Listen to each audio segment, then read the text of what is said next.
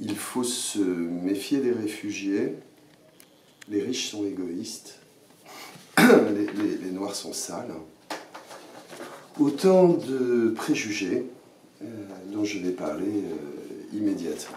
Alors, pour démarrer, comment définir un préjugé? Comme une forme d'attitude favorable ou défavorable à l'encontre d'un objet, d'un groupe ou d'un comportement, et qui est adopté par chacun et chacune d'entre nous en l'absence d'informations ou d'une pratique suffisante dans ce domaine.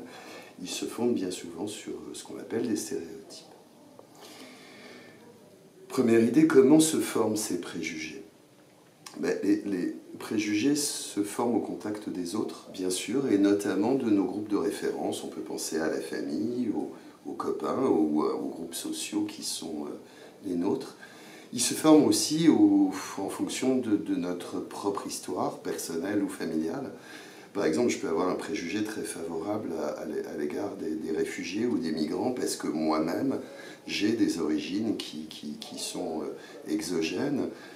Ou à l'inverse, j'ai des racines très fortes dans la France depuis des générations et des générations et manifester à travers mes préjugés une certaine hostilité aux migrants. C'est aussi une histoire d'attente.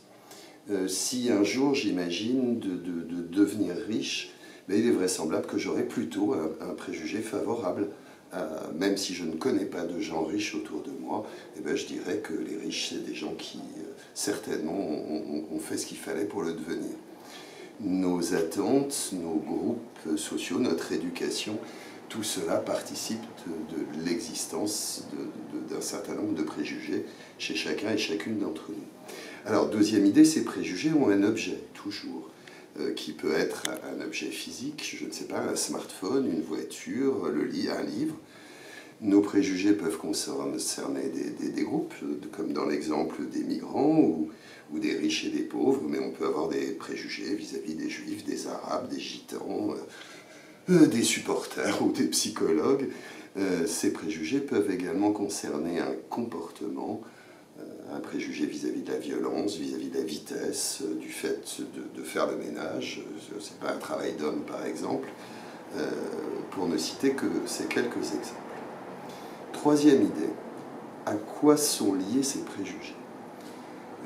Il me semble qu'on peut différencier plusieurs choses. On a des préjugés qui sont liés à des besoins, notamment des besoins de survie ou de sécurité.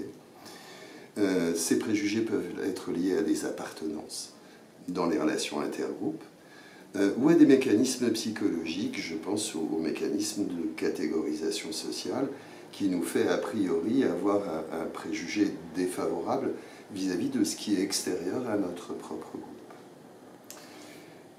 Quatrième idée, les préjugés ont la vie dure. On ne balaye pas du jour au lendemain un préjugé. Au contraire, il y a un certain nombre de biais. J'ai parlé dans une précédente vidéo du biais de confirmation, par exemple, dans les biais cognitifs, les biais psychologiques. On aura tendance, quand un préjugé est là, est installé, à aller chercher dans le réel ce qui confirme le préjugé de départ et à mettre de côté ce qui pourrait venir l'infirmer. On dira par exemple que c'est l'exception qui confirme la règle. On renforce le préjugé au vu d'une ou deux expériences dans le sens qui nous arrange.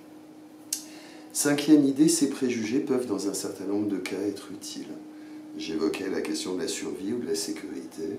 Si j'ai un préjugé défavorable vis-à-vis, par exemple, de bandes de jeunes avinés, même si je ne les croise pas tous les jours, peut-être que le jour où j'en croiserai et je sauverai ma vie en évitant tout contact avec eux, ça peut dans certains cas être utile.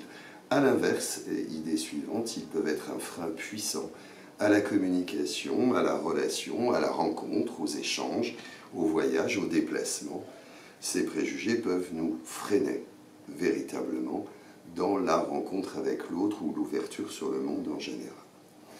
Pour terminer, quelques mots sur ce qui accélère les préjugés et à l'inverse, ce qui est susceptible de nous permettre de les dépasser.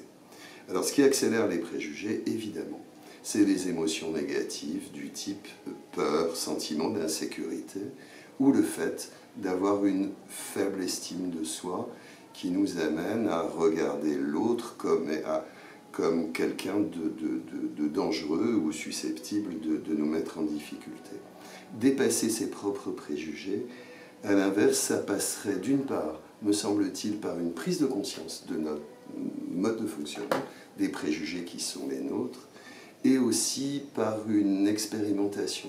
Aller rencontrer l'autre, mais dans un climat relativement sécure, en se sentant, en évitant toute peur ou toute insécurité. Par exemple, avec un tiers, je vais rencontrer quelqu'un de différent, mais je vais le rencontrer en me sentant protégé par la présence de quelqu'un d'autre.